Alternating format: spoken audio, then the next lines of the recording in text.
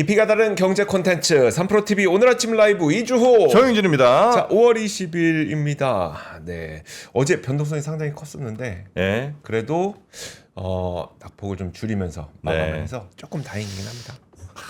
낙폭이 그래도 꽤 크긴 한데. 네, 크긴 한데 초반보단 낫었어요. 초반에 또 무서웠죠. 네, 초반 되게 무서웠어요. 왜 이렇게 자꾸 빠지는 거야?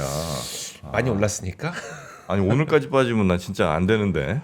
이제 조금씩 이제 가슴이 쫄깃쫄깃해지기 시작하죠. 아니 어제까지 이렇게 빠진 것도 좀 충격이지만 네. 오늘 또 빠지면 안 되거든요. 외국인들이 너무 많이 나가네. 그러니까요. 자, 하여튼 오늘 시장 상황도 잘 좀 살펴보셔야 될 것 같습니다. 네. 먼저 뉴스들부터 한번 살펴봐야 되겠죠? 그러시죠.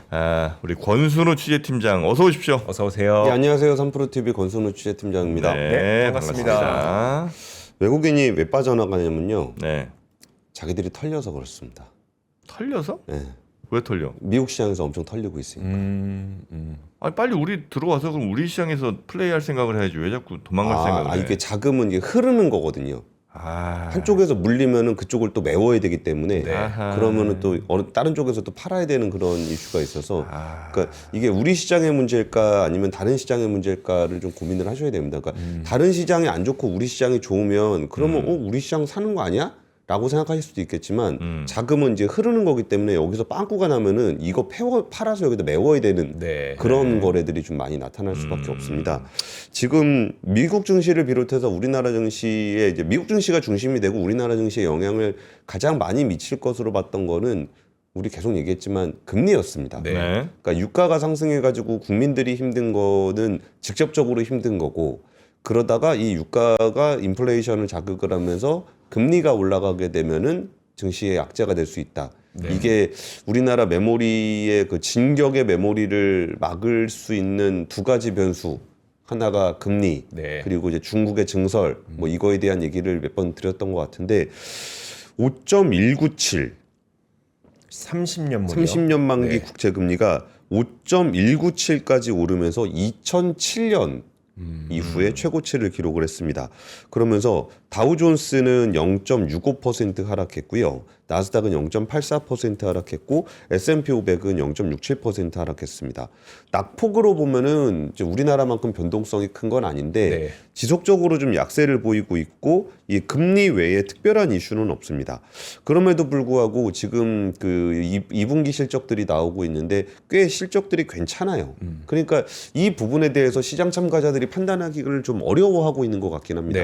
금리 수준을 보면은 분명히 이게 어려운 수준이고 뭐 채권 자금 단위직 움직여야 된다 뭐 이런 얘기들도 나올 정도로 금리가 좀 위험하다라는 시그널들은 많이 나타나고 있습니다. 그럼에도 불구하고 이제 기업들의 실적이 좀 괜찮고 지금 이란 전쟁 관련해 가지고 JD 벤스 부통령이 양측 모두 군사작전 재개를 원하지 않는다라고 이야기하면서 유가가 0.73% 브렌트유 내렸고요. WTI가 0.82% 내렸습니다. 그러니까 지금 나온 지표들이 약간은 엇갈리죠. 금리는 악재로 움직이고 주가는 약세를 보이고 유가는 좀 내려가는 모습을 좀 보이고 있기 때문에 좀 이렇게 혼란스러워하는 그런 상황들이 이어지고 있습니다. 근데 금리 관련해서는 우리가 조금 더 걱정을 해야 되는 부분들이 이거는 지금 뭐 투매 아니냐라는 얘기가 나올 정도로 채권 시장은 지금 많이 어려운 상황이에요. 거기다가 지금 미국 국채 수익률이 이렇게 안 좋은 것뿐만 아니라 지금 선진국에 있는 영국이라든지 유럽들의 재정 건전성 우려가 좀 많이 나오고 있습니다. 여기가 부채 비율이 굉장히 높아요. 그러다 보니까 지금 유럽 정치권도 극우 정치 세력들이 많이 집권을 하고 있는 그런 양상을 띠고 있습니다. 그러니까 그 정도로 지금 유럽이 정치적으로나 경제적으로 굉장히 혼란스럽다는 거고 이런 부분들이 또 채권 시장의 금리를 끌어올리는 요인으로 작용을 하고 있기 때문에 지금 이제 케빈 워시 의장이 이제 뭐 내일 모레 미국 시간으로 22일에 취임을 하고 뭐 다음 달에 이제 처음으로 연준 의결을 하게 되겠죠. 그런 것들을 좀 지켜보는 장세가 조금 이어질 거라고 좀 보이고 있습니다. 패드워치에 따르면 금리 선물은 12월까지 연준이 금리를 0.25%포인트 인상할 확률이 55%로 반영이 됐습니다. 그러니까 아주 과반이 넘어간 그런 상황으로 보시면 될 것 같습니다. 자, 하여튼 우리 투자를 둘러싼 여러 상황들이 썩 좋지는 않아 보이는 그런 상황인 것 같네요. 자, 그럼 뉴스 하나하나 또 짚어주실 텐데 역시 삼성전자 이 노사 합의가 제일 우리로서는 큰 이슈죠. 예, 지금 오늘 뭐 D-하루. D-1일이기 때문에 네. 그러니까 일단은 뭐 시황 관련해서 제가 박병창 이사님 말씀하셨던 거 좀 들어보면은 최근 며칠 동안 그 얘기 계속 하셨거든요. 이렇게 판 거 있으면 빨리 사지 마라. 네. 좀 천천히 봐가면서 사라. 그런 얘기를 꽤 오래 전부터 하셔 주셨거든요. 그러니까 그 상황인 거예요. 그러니까 약세인데 이게 단기간에 해소가 될 것 같지 않은 약세. 네. 그러니까 지금 빠졌다고 해서 바로 그러니까 이미 팔아놨다면 굳이 바로 들어가는 것보다는 쭉 이제 펼쳐서 뭐 들어가거나 아니면 눈치를 좀 보다 가거나 그게 좀 나을 거라는 생각이 좀 있었고, 얼마 전에 김한진 박사님도 나오셔서 얘기를 좀 해주셨는데, 김한진 박사님은 오히려 약간 좀 긍정적인 측면, 아니야 최악은 아니다라는 네. 상황을 좀 말씀을 주셨는데, 거기가 이제 금리 인상 국면으로 가는 거는 수요 과열 국면일 건데 지금 공급 부족, 그러니까 유가라는 공급 이슈가 있을 때 여기서 금리를 올려버리면은, 그러니까 뭐 금리를 올린다고 공급이 나아지는 건 아니잖아요. 아니죠. 네. 그러니까 오히려 경제적으로 안 좋아지면서 물가는 오르고 경기는 좀 안 좋은 스택으로 갈 수가 있어서 연준이 그렇게 쉽게 움직이진 않을 거다. 금리 인상을 움직일 거라가 아니라는 거는 이제 김한진 박사님의 의견이셨는데, 네. 그것도 이제 김한진 박사님의 의견이 맞는지 아니면 어떤 다른 양상이 나타나는지는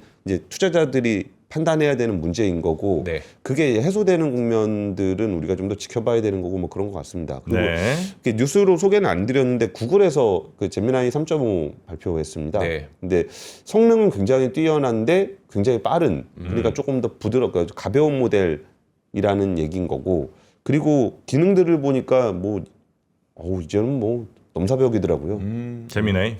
네. 가격이 또 뭐 절반 가격이다 이런 얘기도 있는 것 가격도 같은데. 이제 많이 내렸고요. 네. 그래서 그걸 확산을 위해서 내렸다라고 해서 요새는 이제 모델 하나 나올 때마다 네. 진짜 아찔아찔합니다. 네. 뭐 그게 이제 미국에 있었던 일이고요. 그리고 한국에서 이제 오늘 있을 일은 10시에 진행을 하게 될 겁니다. 어저께 뭐 12시 넘어서까지 회의를 했는데 그 합의를 이루지 못했습니다. 그래서 여기에 뭐가 어떻게 됐냐 그랬더니 그 박수근 종로위 위원장이 쟁점이 여러 가지인데 중요한 하나가 의견 일치가 안 됐다. 사측이 최종 입장을 정리해서 오늘 오전 10시에 온다고 했다. 그러니까 중요한 사측에 하나. 네. 사측의 공이 던져진 거죠. 예. 그러니까 오늘 오전 10시에 3차가 속개가 되는데, 요 속개가 되는 내용은 대부분의 것들은 좀 일치가 됐고 한 건이 사측에서 의사결정을 해와야 되는 건데 현장에 있는 분들이 의사결정을 할 수 있는 건 아니었고, 네. 그래서 밤 12시에 회사로 갔고 그 안건을 받아가지고 오늘 오전 10시에 오면 네. 이제 여기에 대해서 속개를 하게 되는 겁니다. 단 하나가 뭐예요? 단 하나가 뭔지에 대해서 딱 찍어서 얘기를 해주진 않았는데, 네. 여기에 이제 추정으로 나오는 얘기들은 그 성과급 재원의 사업부별 배분 비율과 합의 제도화 이에 메모리와- 대한 얘기일 거다라고 알려져 있습니다. 이 내용이 좀 더 구체적으로 좀 설명을 드리면은 네. 영업이익의 15%를 지급하되 노조 쪽에서는 70%를 전체 반도체 부분이 나눠서 나머지 30%를 사업부별로 실적에 따라 사등 지급하자는 입장이다 네. 라는 거고, 사측은 이 같은 배분 비율은 성과주의 인사 원칙에 어긋난다. 사업부별 차등 지급분을 늘려야 한다 라는 부분이 조정이 안 된 것으로 좀 얘기가 되고 있습니다. 그러니까 전체 성과급의 70%를 노조는 저 반도체 메모리 반도체에 달라는 거고, 삼성 저 사측은 다른 데도 좀 나눠줘야 된다는 얘기인 거고, 맞아요?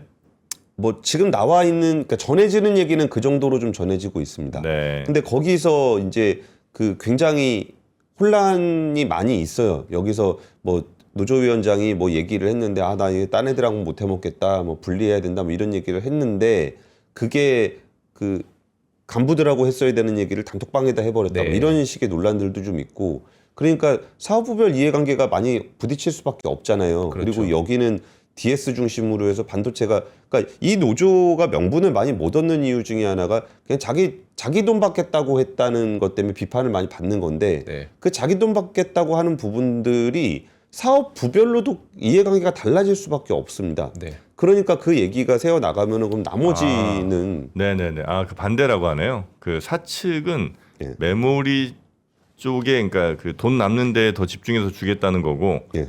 노조 쪽은 이걸 좀 나누자는 얘기로 그렇게 이해를 좀 해야 될 것 같습니다. 그리고 아마 3년이 회사 측에서는 지금 이제 15% 주더라도 일단 3년 해보고 예. 나중에 제도화를 좀 하든지 하자는 거고 노조 측은 최소 10년은 해 놓고 그 다음에 더 제도화를 이야기할 수 있다. 이 정도로 아마 두 노와 사가 서로 충돌한 의견이 그 정도라고 지금 현재 나와 있는 것 같습니다. 예.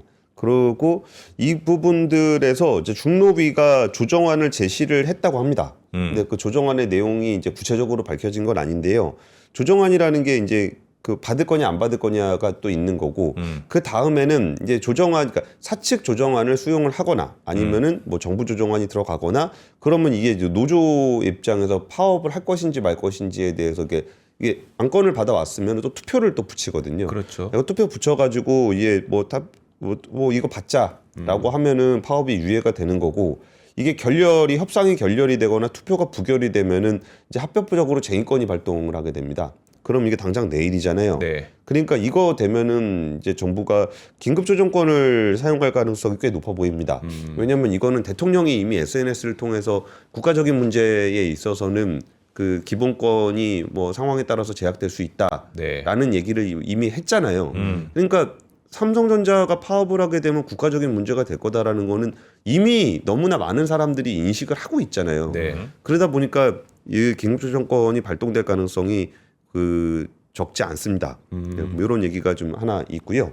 그리고 이제 반도체 관련한 얘기 조금 연결해서 해드리면은 이것도 좀 논란이 되더라고요. 그러니까 시게이트에서 그 JP모건 컨퍼런스에서 이게 공장 짓는데 시간이 너무 오래 걸린다라고 네. 해서 그 공장 짓는데 시간이 오래 걸린다는 얘기는 그러면 공급 부족이 오래 가니까 그러니까요. 오히려 호재로 받아들여야 되는데 네. 생산 능력이 확충이 되더라도 느린 기술 성장 속도가 발목을 잡을 것이다.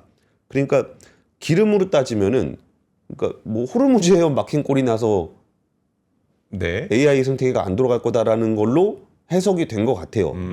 그러다 보니까 이제 그 시게이트도 뭐 주가가 많이 떨어졌고 한 7% 가까이 떨어졌고 마이크론 테크놀로지도 거의 6% 가까이 떨어졌습니다. 전날 그랬었죠. 네, 전날. 네. 그러니까 이거 발표된 이 날. 뉴스가 있었던 날. 네, 네. 네. 그러니까 이거 가지고도 이제 어제 우리나라 시장에서도 논란이 좀 있었던 거예요. 네. 이게 그럼 반도체 피크야? 그러니까 더 이상 뭐 지을 수가 없는 거야? 뭐 이런 얘기들이 좀 어제 좀 있었습니다. 근데 이게 시게이트 같이 뭐 이렇게 하드디스크 만드는 회사에서 나오는 얘기인데 네. 실제로 이 얘기가 있긴 있습니다. 이게 그러니까 반도체를 만들 수가 없다. 만들려고 해도 그러니까 메모리 반도체뿐만 아니라 거기 뭐 패키징부터 해가지고 거기에 소재 자체를 구할 수가 없다. 네. 뭐 웨이퍼 자체를 구할 수가 없다. 뭐 이런 얘기들도 좀 나오고는 있는데 지금 가장 대표적으로 우리가 벤치마크 할 수 있는 숫자는 그 이거를 사는 사람이 누구고 걔네가 돈을 얼마 쓸 거냐는 거거든요. 네. 근데 이미 알파벳, 아마존, 마이크로소프트, 메타의 합산 자본 지출이 전년 대비해서 77% 급증해 있고 이거는 확정 계약으로 장기 계약으로 다 주문을 해놨습니다. 그래서 이거는 좀 너무 HDD 만드는 시게이트가 능력이 떨어지는 게 아닌가라고 네. 생각하셔도 되지 않을까 싶습니다. 네. 여튼 오늘 10시 오전 10시부터 진짜 마지막 협상 시작입니다. 뭐 당연히 노와 사가 뭐 당연히 당사자들이니까 알아서 할 문제긴 합니다만 근데 그러니까 합의가 됐어요. 합의가 되고 나서도 권 팀장님 이야기는 아무래도 투표하는 시간 때문에 쟁의 행위는 들어갈 수도 있다는 이야기인 거죠. 투표 아니 결렬되면. 결렬되면 예, 예. 제가 잘못 이해했군요. 네. 자, 그래서 하여튼 근데 저는 오늘은 왜 욕 먹어요? 오늘 욕 먹을 뭐- 만해. 난 왜요? 이거 또 일일이 또 내가 아까 뭐 물어본 거에 대해서 약간 답이 좀 약간 저 반대로 아까 얘기했던 게 있어요. 7대3 그거요? 그래서 그거는 좀 정정이 됐으니까 네. 욕 먹는 것도 너무 예. 아시겠죠? 신경 예. 많이 쓰지 마시고 반론할 건 있지만 하지 않겠습니다. 네. 자, 노랑동 봉투법에 대해서 얘기해 달라는 분들이 너무 많은데 이 현재 상황과 노랑봉투법이 직접적으로 연관이 좀 많이 돼 있습니까? 그러니까 그러니까 쟁의행위에 대한 범위에 대한 얘기인 건데 네. 그 노란봉투법에서는 그 쟁의행위가 뭐 그 근로자의 행위에 영향을 미치는 부분들에 대해서 확대를 했다 뭐 이런 것 때문에 얘기를 하시는 것 같습니다. 그러니까 기존에는 이제 그 쟁의하는 대상에 대해서 뭐 임금 받는 부분이라든지 아니면 몇 시간 일하느냐 이제 이런 등등의 노동 조건에 관한 거에만 좀 국한이 돼 있었었는데 네. 이제는 경영 행위가 있더라도 경영 행위에 대해서도 이게 근로 조건에 영향을 줄 수 있다고 판단하면 이건 이제 쟁의 행위 대상이 될 수 있다는 거죠. 노란봉투법에서 그렇게 확대가 좀 되면서 지금 예를 들면 성과급 등에 대해서도 이게 쟁의 행위 네. 대상이 된 거 아니냐 뭐 네. 이런 아마 이야기가 좀 있는 것 같습니다. 예, 그것도 이제 법적으로 판단을 받아봐야 되는 건데. 네. 근데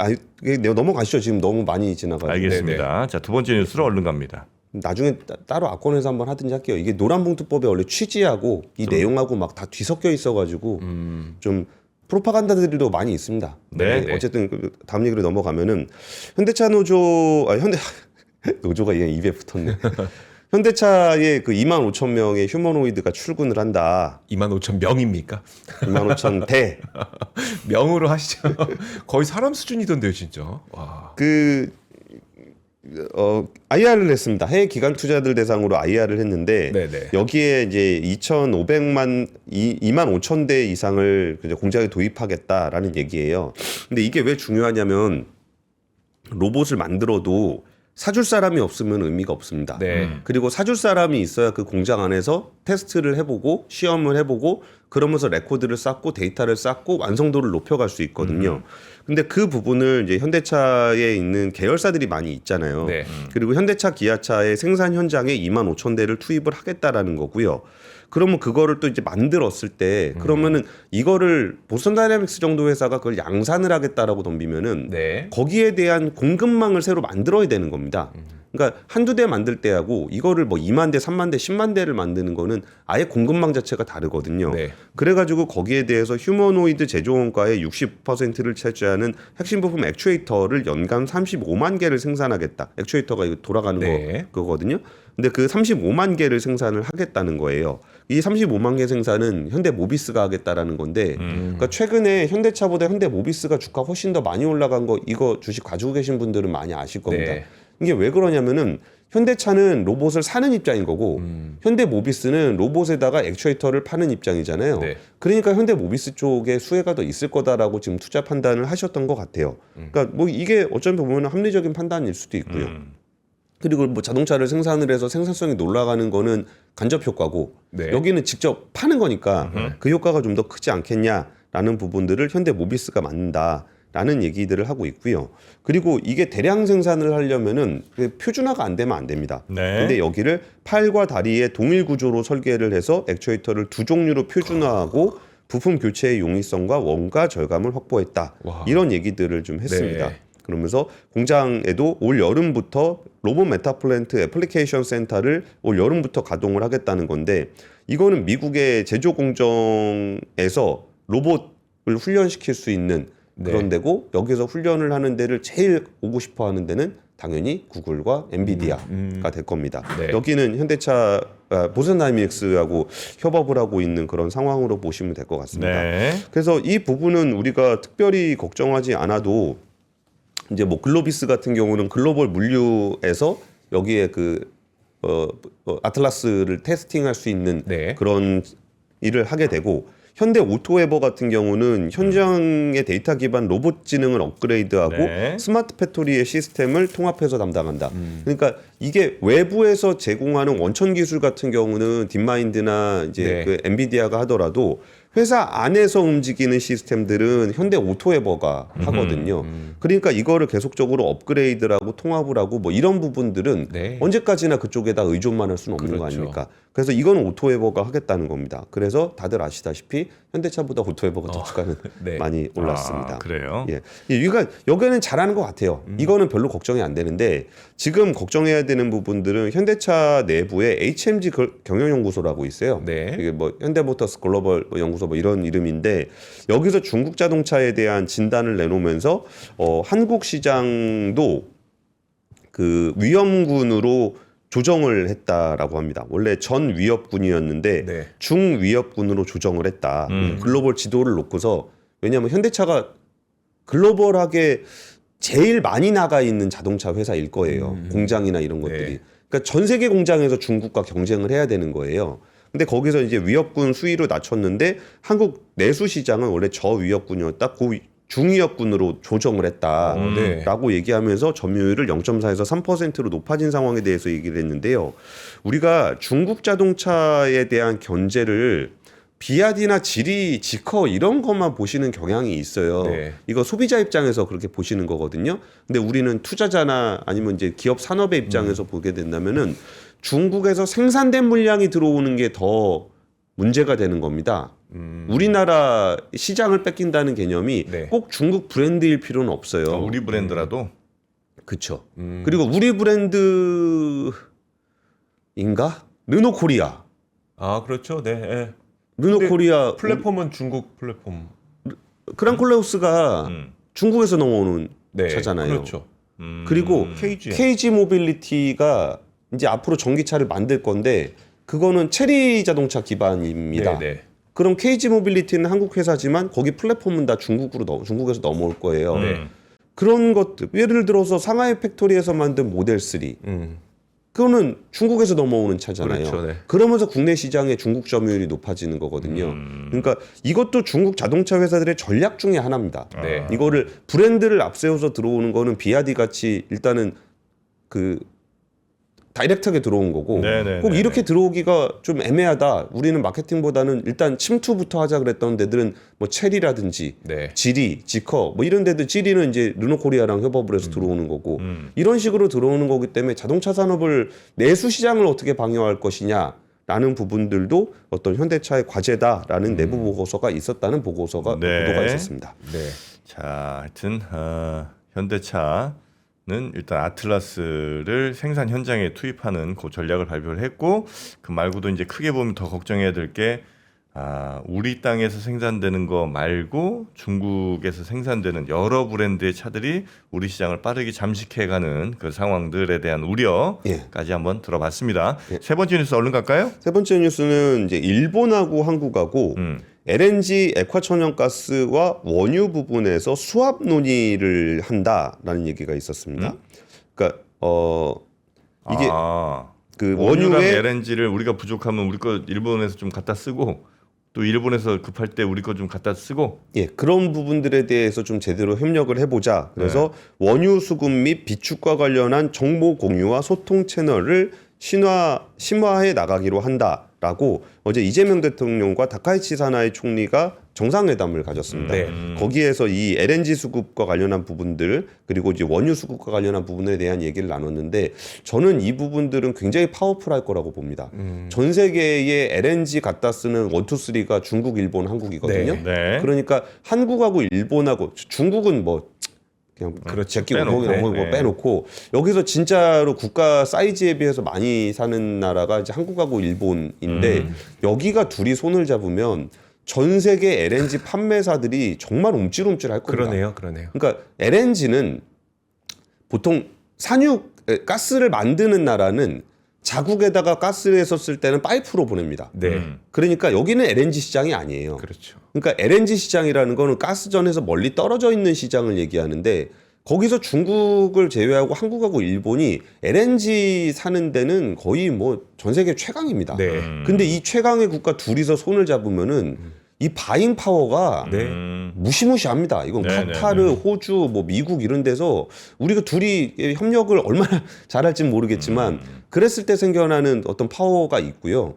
그리고 원유 수급이나 이런 것도 이제 그 비축 기지를 어떻게 가져갈 것이냐, 정보 교류를 어떻게 할 것이냐, 이게 또 이게 트레이딩이라는 개념이 있거든요. 네. 원유 트레이딩, 가스 트레이딩이 있는데 이 트레이딩 사실 일본이 되게 잘합니다. 되게 역사도 오래됐고. 그래서 이거를 한국이랑 일본이 이 트레이딩 정보를 이제 교환을 해서 하기 시작하면은 오펙보다 더 무서울 수도 있습니다. 그래서 이런 부분에 대해서 좀 협력을 한다라는 얘기를 좀 어제 좀 나눴습니다. 네. 그래서 이 부분에 대해서는 양쪽 국가들의 경제산업계에서는 공감대가 있는데 이게 우리가 이제 감정이 네, 그렇죠. 그게 잘 안 되다 보니까 또 에너지는 안보와 직결되기 때문에 뭐 제일 힘들다라고 얘기하는 사람도 있고 이게 오히려 협력하기에 제일 합이 좋다라고 얘기하는 사람들도 있습니다. 뭐 대표적으로 최태원 회장 같은 경우가 네. 에너지부터 이거 통합을 하게 되면은 제일 그 서로 간에 뭐 이익도 되고 뭐 그럴 거다라는 얘기를 이전에 한 적이 있습니다. 네. 그리고 이거를 이제 그 저 관점에서 보면 글로벌 패권 경쟁의 개념에서 보면은 네. 최근에 있었던 흐름들을 한번 보세요. 이게 미중 정상회담이 있고 중러 정상회담이 있었습니다. 그러니까 지금 센 나라들끼리 한 번씩 이렇게 딱딱딱 만나는 요런 타이밍이거든요. 근데 이 타이밍에 다카이치 총리가 우리나라 이재명 대통령의 고향으로 와서 거기서 정상회담을 맺는 거는 야 지금 센 사람들 한 번씩 만나는 타이밍 아니냐. 네. 그럼 센 국가 우리들 한 번씩 만나자라고 하는 관점에서도 보기도 합니다. 그래가지고 지금 한국에 와서 한일 정상회담이 이 지금 막 와 푸틴하고 시진핑 만났는데 우와 트럼프하고 시진핑 만났는데 우와 이재명하고 다카이치 사나이 만났는데 네. 요런 그림이 또 연출되는 효과가 하나 있습니다. 그리고 여기에서 갈등이나 이견이 있는 부분들도 이게 그 외교의 언어기 때문에 굉장히 해석하기가 어렵습니다만 이거에 대해서 약간 좀 제가 해석을 해드리면은 어제 그 일본에서 얘기를 했던 부분들이 한일 그러니까 한미 미일 요 안보의 축에 대한 얘기를 했었고 네.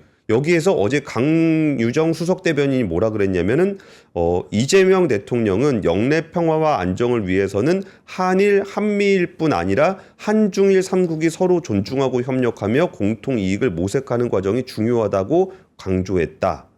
민간 중심 삼국 협력을 우선 추진하는 방안을 함께 모색할 것을 제안했다. 이게 굉장히 구조적인 이견입니다. 다카이치 사나이 총리 같은 경우는 한일, 한미일, 그러니까 미일 요 동맹을 중심으로 해서 한미일을 중심으로 하고 대만 유사시를 얘기한 거고 네네. 지금 이재명 대통령은 아니 이것도 중요한 거 알아. 근데 한중일 중심으로 하는 것도 중요하니까 국가 단위로 어렵다면 민간부터 좀 해보면 어떻겠냐라고 얘기를 한 겁니다. 그러니까 어찌 보면은 우리 평화롭게 잘 지내자라고 말하는 투지만 네. 평화롭게 잘 지내자는 구도 자체가 구도가 달라요. 네네. 그래서 이 부분은 에너지 안보 분야에서는 한번 같이 해보자라는 얘기였고 여기서 한국 정부는 이제 일본이랑 굉장히 가까워지는 모습을 보였지만 여기서 또 한번 균형을 탄 겁니다. 그래서 이 부분은 일본에서는 살짝 불편했을 수도 있겠다는 생각이 듭니다. 예. 그래요. 아니 뭐 우리는 어쨌든 우리의 이익을 위해서 움직여야지 뭐 일본이 그 얘기한다고 우리가 따라갈 필요가 있는 건 아니니까. 이익 되는 에너지는 하자 그런 거고. 그렇죠. 예. 예. 그렇게 가야지. 괜히 또 뭐 옛날처럼 무슨 뭐예요 그 일본 식당들 일본 뭡니까 일본 불매 운동이요? 뭐 아니면 뭐요? 그런 거 괜히 감정적으로 할 필요는 없고 네네. 예, 우리의 이익에 하여튼 열심히 복무를 하자. 뭐 그런 생각이 좀 드네요.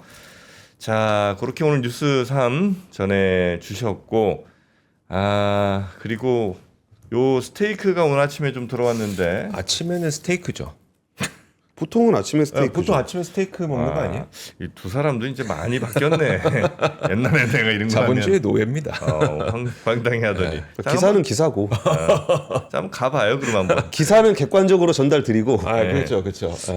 아니 당연히 아침에 이제 스테이크 한 덩이씩 딱 구워 먹으면서 출근을 해야 좀 든든하다 오늘 하루 잘 보낼 수 있겠구나라고 하는데 그냥 스테이크는 좀 안 되죠. 이왕이면 빕스 스테이크 정도는 먹어야죠. 빕스가 뭐의 약자인지 아십니까? 뭔 뜻인지 아십니까? 빕스. 야 빕스 뭐의 약자죠? VIP들 우리 셋을 얘기하는 겁니다. 빕스. 근데 저는 특이한 게 보통 이런 스테이크를 판다고 하면 스테이크만 나오는데 지금 보니까 여기 방울토마토, 또 이거 뭐죠? 이 브로콜리, 양파 이런 게 다 있어요. 이게 혹시 같이 들어간 거인가요? 아니면 우리 제작진에서 요거까지 준비해 준 건가요? 당연히 가네시 포함이죠. 가니시가 포함입니다. 저희 제작진이 가네시를 사왔을 리가 없잖아요. 왜 이렇게 또 우리 제작진 잡소리 하려고 그래요? 열심히 합니다 우리 제작진도. 네. 자 프리미엄 스테이크 3팩으로 구성이 되어 있고요. 1인분으로 따지면 8,300원 꼴인데 한 팩이 이제 2인분 정도 되거든요. 한 576g이니까 네. 이렇게 3팩으로 가는 요 구성이 49,800원. 빕스의 시즈닝과 가니쉬가 포함된 가격이 바로 이렇게 은혜로운 가격, 해자로운 가격 49,800원이라는 와. 겁니다. 오늘 제작진이 굽기가 굉장히 잘 됐습니다. 오늘 잘하셨네. 네. 다른 때는 막 무슨 삼겹살 굽듯이 구워갖고 네. 욕할 뻔하셨죠. 아니면 가끔은 냉장고에서 꺼내갖고 갖고 오기도 하고. 네. 기본적으로 뭐 마늘, 방울토마토, 브로콜리, 양파 이런 가니쉬 같이 들어가고 시즈닝 들어가고요. 네. 고기랑 소스가 함께 가는 요 구성입니다. 스테이크 소스도 상당히 저는 약간 달콤한 맛이 나서 더 맛있습니다.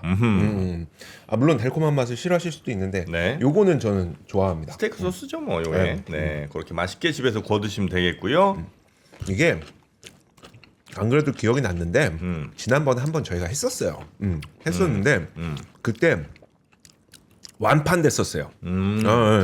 그래서 다시 한번 하는 겁니다. 네.